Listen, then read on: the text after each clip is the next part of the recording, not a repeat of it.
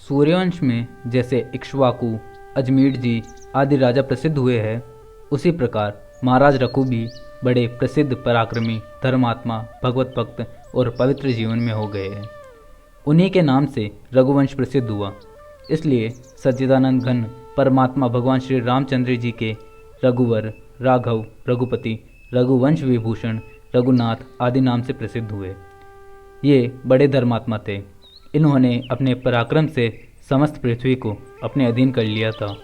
चारों दिशाओं में दिग्विजय करके ये समस्त भूमिखंड के एक छत्र सम्राट हुए। ये प्रजा को बिल्कुल कष्ट नहीं देना चाहते थे। राज्य कर भी ये बहुत कम लेते थे और विजित राजाओं को भी केवल अधीन बनाकर छोड़ देते थे। उनसे किसी प्रकार का कर वसूल नहीं करते थे। एक बार ये दरबार में बैठे हुए थे। इनके पास कोत्स नाम के एक स्नातक ऋषि कुमार आए। अपने यह स्नातक को देखकर महाराज ने उनका विधिवत स्वागत सत्कार किया। पाद्य अर्ध से उनकी पूजा को ऋषि कुमार ने विधिवत उनकी पूजा ग्रहण की और कुशल मंगल पूछा। थोड़ी देर के अंततर ऋषि कुमार चलने लगे। तब महाराज ने कहा, ब्राह्मण, आप कैसे पधारे और बिना कुछ अपना अभिप्राय बताए हुए आप लौटे जा रहे हैं। तो ऋषि कुमार ने कहा, राजन, मैंने आपके दान की ख्याति सुनी है। आप अद्वितीय दानी हैं। मैं एक प्रयोजन से आपके पास आया था, किंतु मैंने सुना है कि आपने यज्ञ में अपना समस्त वैभव दान कर दिया है। यहाँ आकर मैंने प्रत्यक्ष देखा भी कि आपके पास अर्घ्य देने के लिए कोई धातु का पात्र नहीं है और आपने मुझे मिट्टी के पात्र से अर्घ्य दिया है। अतः अब मैं आपसे कुछ नहीं कहता।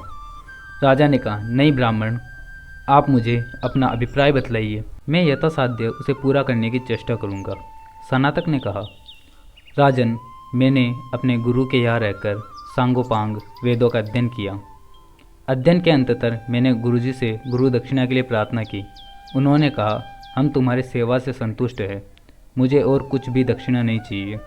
गुरुजी के ये कहने पर भी मैं बार बार उनसे गुरु दक्षिणा के लिए बात करता रहा। तब अंत में उन्होंने झल्लाकर कहा, अच्छा तो 14 लाख स्वर्ण मुद्राएं लाकर मुझे दो, मैं इसलिए आपके पास आया था। महाराज ने कहा, ब्राह्मण, मेरे हाथों में धनुष बाण के रहते हुए कोई विद्वान ब्रह्मचारी ब्राह्मण मेरे यहाँ से विमुख हो जाए तो मेरे राजपाट धन वैभव को धिक्कार है। आप बैठिए, मैं कुबेर लोक पर चढ़ाई करके उनके यहाँ से धन लाकर आपको दूंगा। महाराज ने सेना को सुसज्जित होने की आज्ञा दी। बाद से सेना सज गई। निश्चित हुआ कि कल प्रस्थान होगा। प्रातःकाल कोषाध्यक्ष ने आकर महाराज से निवेदन किया कि महाराज, रात्रि में स्वर्ण में वृद्धि हुई है और समस्त कोष स्वर्ण मुद्राओं से भर गया है। महाराज ने जाकर देखा कि सर्वत्र स्वर्ण मुद्राएं भरी हुई है।